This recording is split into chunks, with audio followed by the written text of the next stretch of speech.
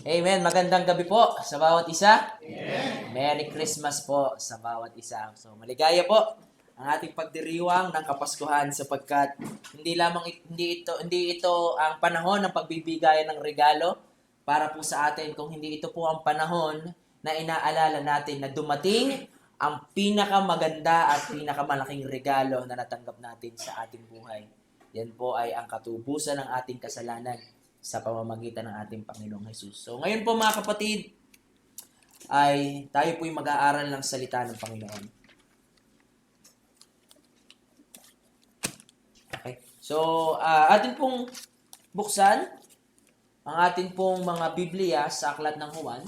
So that is in John chapter 17. So dito po iikot ang ating pong pag-aaralan sa dalawang araw. Sa dalawang araw po na ako po ay magbabahagi ng salita ng Panginoon. At sa Miyerkules po ay prayer meeting, at pagdating po ng Thursday and Friday ay si Pastor Marlin po. At ang tema po natin sa gabing ito or sa ating pong kabuuan ng ating night's watch is yung intercession ng ating pong Panginoong Jesus.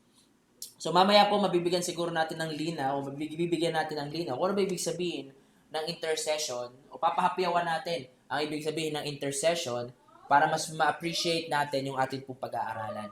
But for now mga kapatid, samahan niyo po ako sa Juan, Kabanata 17, at talata 9 hanggang... Okay, so Juan chapter 17, verse 9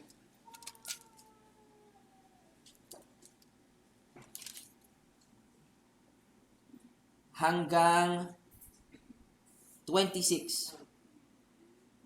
Okay.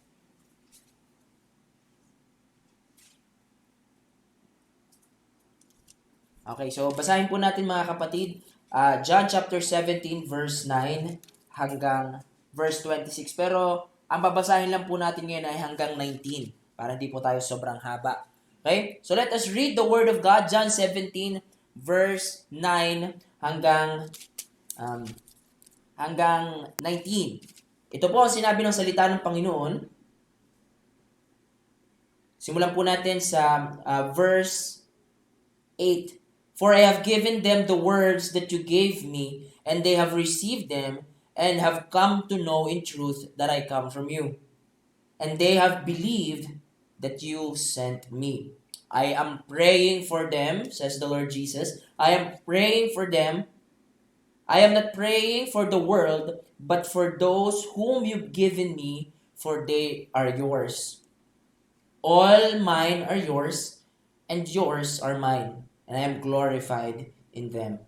And I am no longer in the world, but they are in the world. And I am coming to you, Holy Father, keep them in your name, which you have given me, that they may be one, even as we are one. While I was with you, or with them, I kept them in your name, which you have given me. I have guarded them, and not one of them has lost except the son of destruction, that the scriptures or the scripture might be fulfilled. But now I am coming to you, and these things I spoke in the world, that they may have my joy fulfilled in themselves. I have given them your word, and the world has hated them, because they are not of the world, just as I am not of the world. I do not ask you to take them out of the world, but that you keep them from the evil one. They are not of the world, just as I am not of the world. Sanctify them in your truth. Your word is truth. As you sent me into the world, so I have sent them into the world. And for their sake I consecrate myself, that they may also be sanctified in truth. Purihin po ang Panginoon. Tayo po'y saglit ng manalangin. Aming dakilang Diyos na makapangyarihan sa lahat, kami po, Panginoon, ay patuloy na lumalapit, Panginoon, sa iyo, naninikluhod at nagsusumamo na patuloy na ikaw ang kumilos sa aming pong buhay. Dalangin po namin ang illumination o kaliwanagan na nanggagaling sa banal na Espiritu upang maintindihan po namin ang iyong salita and to realize how privileged we are that you are our God, that we are serving you as our Lord. Kaya Panginoon, dalangin po namin ang iyong tagapagsalita. Ikaw lamang po ang siyang kumilos sa aking buhay, Panginoon. At ang iyo pong mapagpalang dugo, ang mapagpalang dugo ng Panginoong Hesus ang siyang patuloy na bumalot sa akin at patuloy po na magpahayag ng iyong katotohanan lamang. Ito po ang aming samot dalangin, Panginoon. Pinupuri ka namin at pinapasalamatan in Jesus' name. Amen. Okay. So, nung may sumikat po na movie na tungkol po sa Philippine history, so, kung alam niyo po yung General Luna, so may isa pong scene doon na pinagtatalunan nila tungkol doon sa Treaty of Paris. So, ito ay isang historical event na nangyari sa Pilipinas na kung saan pinalabas daw ng mga Amerikano na pinapalaya ng Amerikano ang mga Pilipino o ang Pilipinas. So ang palabas ay ang mga Amerikano ang ating mga tagapagtanggol. Pero hindi alam ng mga Pilipino na pagdating pala sa Paris, na doon pala yung bentahang nangyayari. So hindi pala negosasyon upang talunin ang Espanya ng mga Amerikano, kundi ito pala yung negosasyon na kung saan ibebenta ang Pilipinas kasama ng ibang mga na-colonize ng Spain papunta sa Amerika. Kasama po dyan ang Guam. Kaya po hanggang ngayon ang Guam pa ay parte pa ng state o territory pa ng Amerika. Kaya sabi nung bida doon, meron ba man lamang tayong delegado sa lugar na yon o doon sa Paris para man lamang para man lamang maibigay natin o masigurado natin ang kapakanan o ang kanilang pinag-uusapan ay para din sa kapakanan ng Pilipinas. So, nangyari po, wala ni isang Pilipino ang delegado sa lugar na yon. Kaya po, ang lahat po ng napag-usapan, hindi tayo naka-object sa mga nangyari. Kaya nangyari tayo po ay ibinenta ng Espanya parang kabilis sa halagang $20 million sa Amerika. At nagkaroon ng moro-morong laban at pinalabas na natalo lang ng Amerika ang Spain. Pero totoo talagang orchestrated na ito. Alam niyo po, nung namatay ang Panginoong Hesus, akala natin hanggang doon na natapos ang ministeryo ng Panginoon. When Jesus Christ died on the cross at sinabi niya na naganap na ang pagbabayad sa kasalanan at ang Panginoon ay umakyat na sa langit at siya ay naghahari na doon malumalhati. Alam niyo po, nag-uumpisa pa lang ang isa pang ministeryo ng Panginoon. Yun po yung tinatawag na intercessionary mission or ministry of the Lord. Ano po yun? Ang Panginoon po, ang ibig sabihin po kasi ng intercession, sabi po sa Griego ay to bring something into light o kung sa ibang salita ay humihingi po, pinipetisyon tayo ng Panginoong Hesus sa Diyos Ama. Upang, kasi po pagpetisyon, ang hinihingi ng isang pumipetisyon dun sa isang body o sa isang tao na kanyang pinupuntahan ay magkaroon ng isang favorable o magandang response para po doon sa isang cause o sa isang tao. Halimbawa ay may isang tao na gusto niyang bumili ng lupa pero kaunti lang ang kanyang pera. Pero kakilala niya yung nanay nung may-ari. Magkaibigan sila. Sabi ng nanay niya, sige akong bahala, kakausapin ko ang aking anak para mapababa ang presyo ng lupa na nais mong bilhin. So in a sense, yan po yung intercession or petition ng ating pong Panginoon. At hanggang sa oras na ito, the Lord is interceding for us. Ito pong binasa po natin, ito po yung tunay na Lord's Prayer. So yung pong yung Ama namin, sumasalangit ka, yan po ay pagtuturo ng Panginoon sa mga disipulo kung papaano ang tamang paraan at prinsipyo ng pananalangin. Pero ito pong John 17, ito po ay ang panalangin ng Panginoong Hesus para sa ating mga iiwan niya. So ngayon po, mas magpo-focus po tayo sa ano yung mga nilalaman ng petisyon ng Panginoon sa Ama. So siguro in the following days, mas malalaman natin through Pastor Marlon yung theology regarding the intercession, kung gaano katagal, ano yung quality ng intercession ng Panginoon, kung yung personal experience ng Panginoon, kaya mas personal alam ng Panginoon ang mga kahinaan natin. Kaya hindi natin masasabi na hindi naman nakaka-relate sa akin ng Panginoon. Diba? So alam ng Panginoon po lahat ng pinagdadaanan natin kasi siya ay nagkatawang tao. So siguro mapag-aaralan pa natin yon sa mga susunod na araw. O kung hindi naman, for sure, sa mga susunod pang panahon ay mapag-aaralan po natin yon. Pero ngayon, mga kapatid, atin pong titingnan, kagaya ng ating binasa, kung ano po ang pinipetisyon ng Panginoong Hesus sa anyang Ama pagdating niya po sa langit. At ito po ay para sa atin. So Jesus Christ is interceding for our benefit and for His glory. Kaya huwag po tayong malungkot, mga kapatid. Meron po tayong Diyos na namamagitan or interceding for us in heaven. So, 4 po na makikita po natin, hahatiin po natin yan. 2 lang po ngayon pag-aaralan natin at 2 naman sa araw po ng bukas. So, una, He intercedes or Jesus Christ intercedes for our security.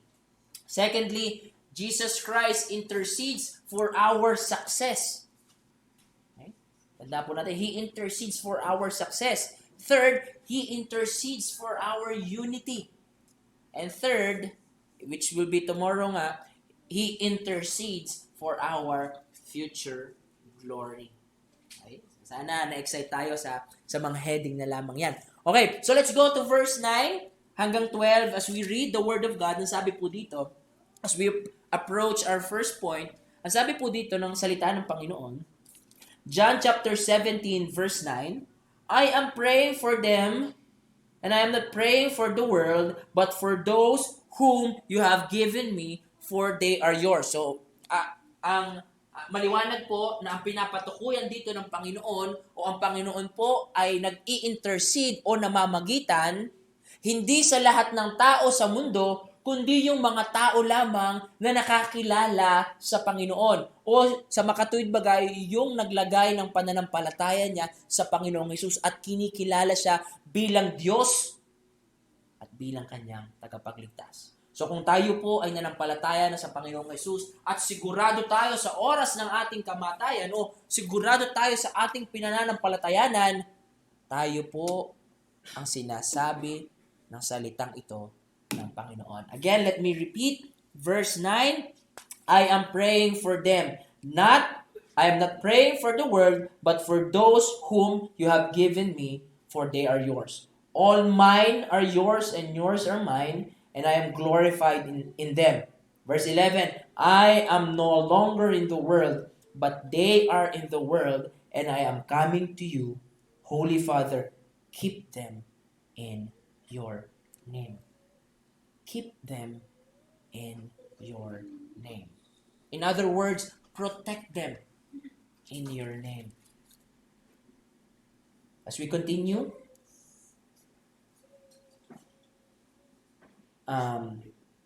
which you have given me, that they may be one, even as we are one. While I was with them, I kept them in your name, which you have given me. I have guarded them, and not one of them has been lost, except the son of destruction, that the scripture might be fulfilled. So the Lord Jesus Christ is interceding for our eternal security. Seguridad ng ating pong buhay. Alam niyo po, ang Panginoong Hesus po nung nabubuhay pa siya sa lupa, siya po ay immediately and physically pinoprotektahan niya ang kanyang mga disipulo. Pag sila'y nagkakamali at pag hindi nila naiintindihan ang itinuturo ng Panginoon or namumuhay sila na taliwas sa itinuturo ng Panginoon, na doon agad yung rebuke ng Panginoon sa mga taong ito. Kagaya ng isang mabuting pastol, kung papaano niya ingatan, protektahan ang laksa-laksa niyang tupa, ganun niya pinoprotektahan ang mga disipulo. Sa katunayan, nung si John and James po ay parang sumisingit ang pride sa kanilang buhay dahil gusto nila na maluklok sila sa kalangitan kagaya ng honor na naka-reserve para sa Panginoon, the Lord rebuked them. Kung sino ang nagpapakababa, siya ang itinataas ng Panginoon. At kung sino ang nagmamataas, siya ang ibinababa ng Panginoon. Kung nais mong mauna, ikaw ay mahuhuli. Pero kung ikaw ay nahuhuli, ikaw ang iuuna ng Panginoon. And when Thomas doubted Jesus Christ, he said, Tomas, akin na ang kamay mo. Hawakan mo ang aking sugat at ang aking kamay. Huwag ka nang maging doubter. Be not unbelieving, but believing. Maging matatag ka. Nung si Pedro po ay 3 beses niyang itinatwa ang Panginoon. Sabi niya, hindi ko kilala si Jesus na yan. 3 beses din siyang tinanong ng Panginoon, Pedro, mahal mo ba ako? Pedro, mahal mo ba ako? You know, Lord, that I love you. Then feed my sheep. God rebuked and restored Peter upang hindi siya mag-spiral down patungo sa, we can say, depression or mag-slip ang kanyang paa. But now, God is, or Jesus Christ, siya po ay paakyat na sa langit sapagkat siya ay mamamatay na at ipapako sa krus. Hindi na po siya physically and immediately makakapag-intervene sa kanyang mga disipulo. That's why He is always entreating the Father to keep them in His name. Okay? So, ibig sabihin po pag sinabi po sa Biblia na in the name of God, hindi po ito magic word na gagamitin natin para magkaroon tayo ng kapangyarihan. Ang ibig sabihin po nito, pag sinabi ng Panginoon na in the name of the Father, para po yung isang pulis. Pag sinabi, di ba, stop in the name of the law. He is inciting the authority of the law. Ganon din po ang sa Panginoon. Ang kapangyarihan at otoridad ng Diyos, doon siya sumasalalay. Siya po ay tumatawag sa Panginoon na ingatan ang mga taong nanampalataya sa Kanya upang huwag silang madulas, malaglag. So the Lord, hindi lang po ang Panginoong Jesus ang nag-iingat sa atin, but also God the Father. Diba? Ganun tayo ka-secure. Ay sabi po ng Panginoong Jesus ay John 10:28, no one can snatch them out of my hand, and no one can snatch them out of my Father's hand. Yan po ang same idea na daladala po ni Apostle Peter nang isulat niya ang Romans chapter 8, verse 31 hanggang 39. Who shall bring a charge to God's elect? Sino ang mag-aakusa sa anak ng Diyos? Sino ang magsasabi na hindi karapat-dapat ang anak ng Diyos? Sino ang makakapaghiwalay sa anak ng Diyos mula sa Panginoon na kanyang pinanampalatayanan? Sabi po ni Pablo, ako ay naniniwala buong puso na walang kapangyarihan dito sa lupa, sa ilalim ng lupa, sa himpapawid o sa karagatan ang magpapahiwalay sa atin sa pagmamahal ng Diyos. For we are eternally secured. And Jesus Christ is interceding for us upang hindi po tayo mawala. Kaya tayo po mga kapatid, hindi po natin kailangang mangamba sapagkat iniingatan po tayo ng Panginoon. And even up to now, the Lord is petitioning for us. Para sa atin. It's because He loves us. The Lord loves us. Jesus Christ Himself loves us. Mahal tayo ng Panginoon.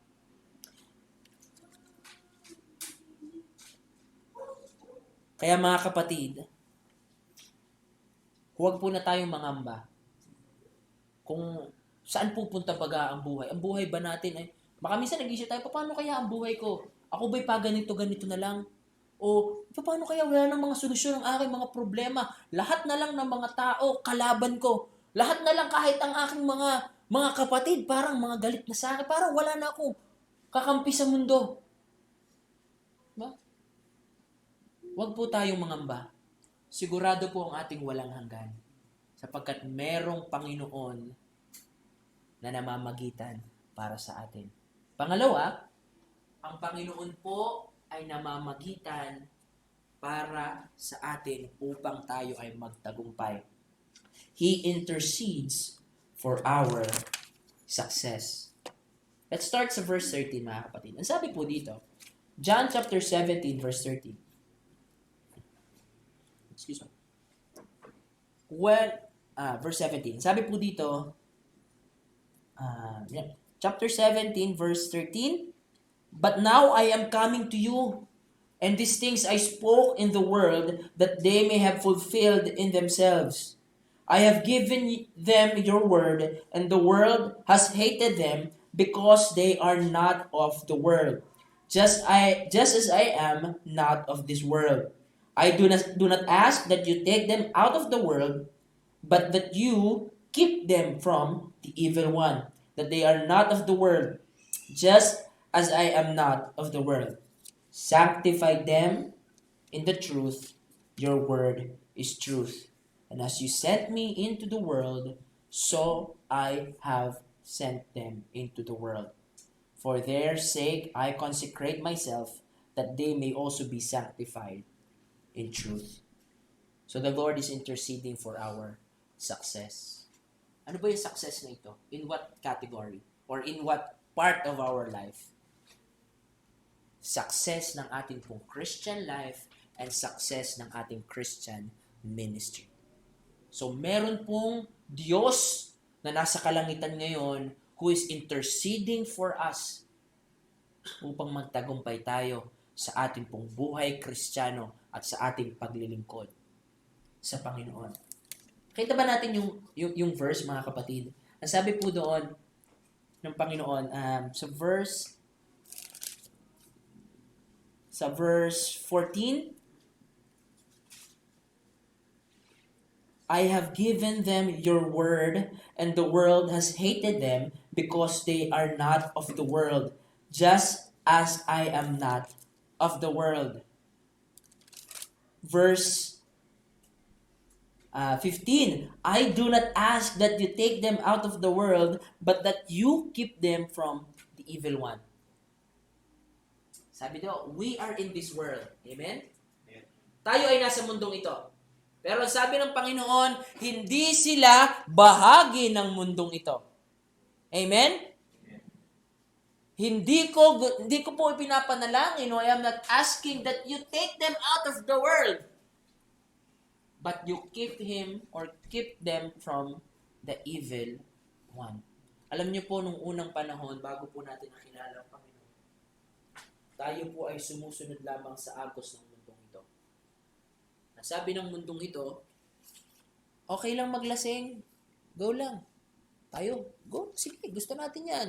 Maganda yan sa katawan. Diba? Pag napasalan ng konti ang inom, magkakaroon ng galas, diba? Mag-aamok ng away. Ang sabi ng mundong ito, boring pag isa lang ang partner mo sa buhay. So, konti lang ang buhay. Have an affair. Ikaw naman, mukhang okay nga. Go lang. Ang sabi ng mundong ito, magsinungaling ka para hindi ka mapagalitan ng magulang mo or para ma-promote ka. Apakan mo yung mga tao, i-grab mo yung credit na na ginawa nila, pero sabihin mo ikaw yun. Kasi ikaw naman yung manager eh. Or may malaking pera na dyan. Kaya kong kumuha ng konti dyan. Hindi naman ako mahahalata. Yan po ang pagtawag ng mundong ito. At tayo ay umaagos lamang sa daluyan ng mundong ito. O sa agos ng mundong ito, tayo ay nagpapatianod lamang. Ngunit nang dumating ang salita ng Panginoon at narinig natin ang mabuting balita at tinanggap natin si Kristo bilang Panginoon at bilang ating tagapagligtas, tayo'y binagong muli ng Panginoon. Binuhay ang ating spiritong patay, kaya ngayon ay panibagong tao na tayo. Yung mga dating bagay na ating na-enjoy, all of a sudden, ayaw na natin gawin. Na kahit tayo hindi natin minsan maintindihan. Bakit parang ibang-iba na ako? Then, magugulat tayo na yung mga dating kaibigan natin, na ang saya-saya pagkasama tayo, pinagtatawanan na tayo, o kaya hinahamak tayo. Oh, wow! Ano ka na ngayon? Alive, alive, alive ka na ngayon, ha? Dati, ano-ano ka, patoma-toma ka lang ngayon. Di ba? Attend ka na ng worship. Hindi naman totoo yan. Kilala na kita eh. Hindi naman ganyan ang buhay mo. Papanggap ka lang. All of a sudden, yung mga kaibigan natin, kaaway na natin. Yung mga bagay na tanggap na tanggap tayo sa isang ngayon, parang hindi na tayo nag-e-enjoy. Mga kapatid, ang sabi po ng Panginoon, we are in this world, but the world hates us. Sapagkat ang mundo pong ito ay nakadisenyo para linlangin ang tao. Kasi ang nagpapatakbo po ng mundong ito ay ang kaaway. Kaya nga po ang sabi ng salita ng Panginoon, to keep them from the evil one. Alam niyo po, napakasatel po ng pagkilos ng kaaway sa ating pong buhay. Yung mga bagay na seemingly innocent, akala natin wala lang, pero hindi natin alam, unti-unti na nito tayong inilalayo sa salita ng Panginoon. Cellphone, it's very useful. Ano po, para sa atin, to communicate. Facebook is very effective to connect people from other places. Dati noon, ang telegrama, 1 buwan bago makarating. Tapos magre-reply ka, 1 buwan uli bago makarating. Ngayon, pagka-chat mo na nasa Amerika, marireplyan ka na agad in a matter of minutes kung siya'y gising pa. Pero mga kapatid, YouTube and Facebook ang isa sa mga pinakamalaking robbers of our time away from reading the Word of God. Kaya po, ang sabi ng salita ng Panginoon, this world hated those people who are with God o mga taong anak ng Diyos. Ang mundong ito ay against po sa... Look at Jesus Christ. Anong ginawa po ng mundo sa Panginoon? The Word came down, but the world did not receive Him. Diba? Ang sabi po sa John chapter 3, they hated the light because the light exposes their evil deeds. Kaya wag na po tayong magtaka, mga kapatid, kung nung tayo makakilala sa Panginoon, para tayong kinakalaban na ng mundong ito. Huwag nating kalimutan na ang Panginoong Jesus ay unang kinagalitan at kinalaban ng mundong ito. Sabi nga po ni Pedro, siya'y nagagalak dahil sabi sa Acts, siya'y nagagalak dahil siya'y pinipersecute na din kagaya ng Panginoong Jesus. Kaya maging magalak po tayo when we experience many persecutions. Because there is a God. There is Jesus Christ. There is the God who intercedes for us. Sabi niya, Ama, hindi ko po nais na kunin mo na sila mula sa mundo, ngunit protektahan mo sila, protect them from the evil one. Kaya nga po pagdating sa Ephesians chapter 6, verse 10, paborito ng mga young people, be strong in the Lord and in the strength of His might. Sapagkat ang kaaway ay laging sumasalakay. We have an advocate in heaven. Kaya huwag tayong mawalan ng pag-asa, mga kapatid. Kung tila baga ang Christian life natin ay medyo mahina o tayo para laging nadadapa, na parang sinasabi na natin, Panginoon, ayoko na pong mag-sorry, sawa-sawa na ako, parang hindi na ako dinidinig ng Panginoon. Ayoko na lumapit sa Panginoon kasi ito na naman, kahihingi ko na ng sorry. Mamaya, pagmulat ko, nakita ko kalat na naman. Papagalitan ko na naman yung mga tao sa bahay. Magagalit na naman ako. Kape-pray ko lang kaninang umaga, pag drive ko, may sumingit sa akin. Namura ko na, binusinahan ko pa.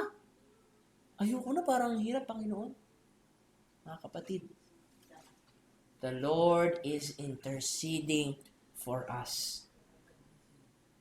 Meron pong pag-asa sapagkat ang tagumpay ng Panginoon ay naandiyan na. Hindi na po tayo nag-iintay na magtagumpay pa ang Panginoon. Ang Panginoon po ay matagumpay na. Amen? Amen. Secondly, mga kapatid, success sa ating Christian ministry. Ang sabi po sa John 17:17, sanctify them with your truth. Ito pong sanctify na ito, base po sa pagkagamit sa konteksto, hindi po ito yung sanctification na positional, but sanctification for a purpose. May purpose po kung bakit tayo inilagay dito ng Panginoon. Inihiwalay po tayo, ibinukod, hinirang tayo ng Panginoon, yun po ibig sabihin ng sanctify, set apart, ibinukod tayo ng Panginoon sapagkat meron tayong gampanin sa mundong ito. Kaya hindi pa tayo kinukuha ng Panginoon. Yan sabi ng Panginoon, Lord, I don't ask for you to take them out of the world. Because we have a purpose. Amen?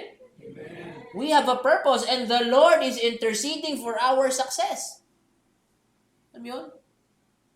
Hindi mo pa sinisimulan ang gagawin mo, tagumpay na. Di ba? Kahit po gaano kalaki ang nakaambang gawain para sa atin. Lagi ko sinasabi sa aking sarili, napakalaki ng gawain sa Cagbalete. Kagagraduate ko pa lang, wala pa akong experience.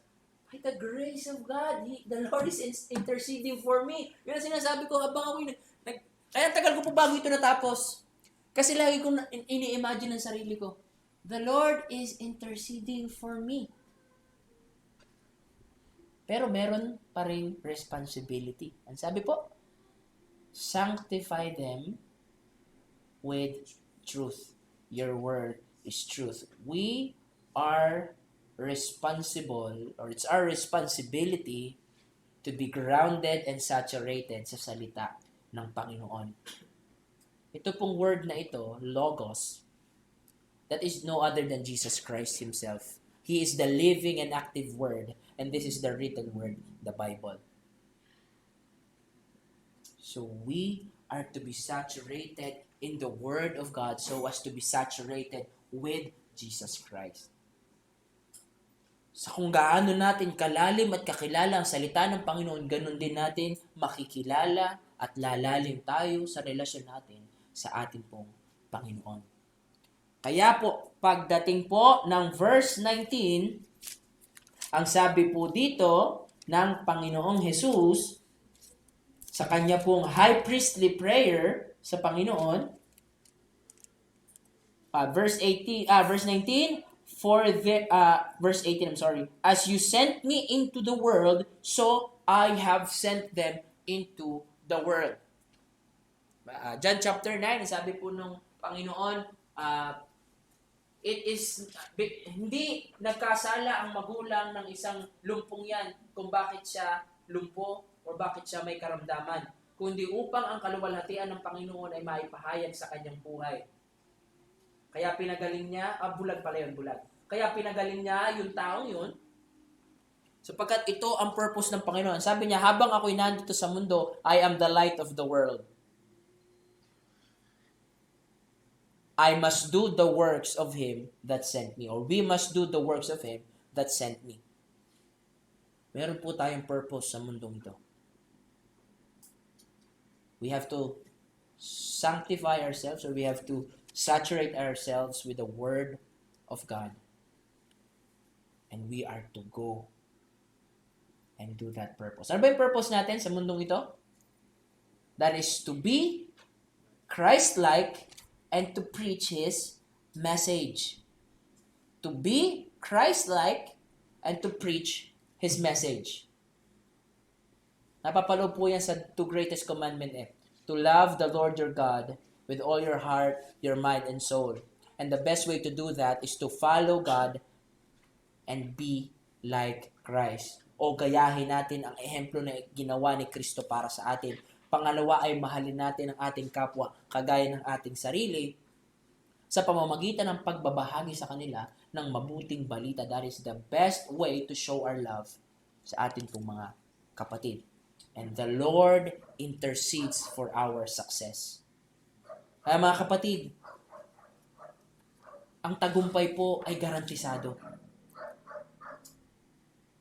Hindi po tayo lumalaban on a losing battle o hindi tayo lumalaban na nagbabaka sakali tayong manalo lamang.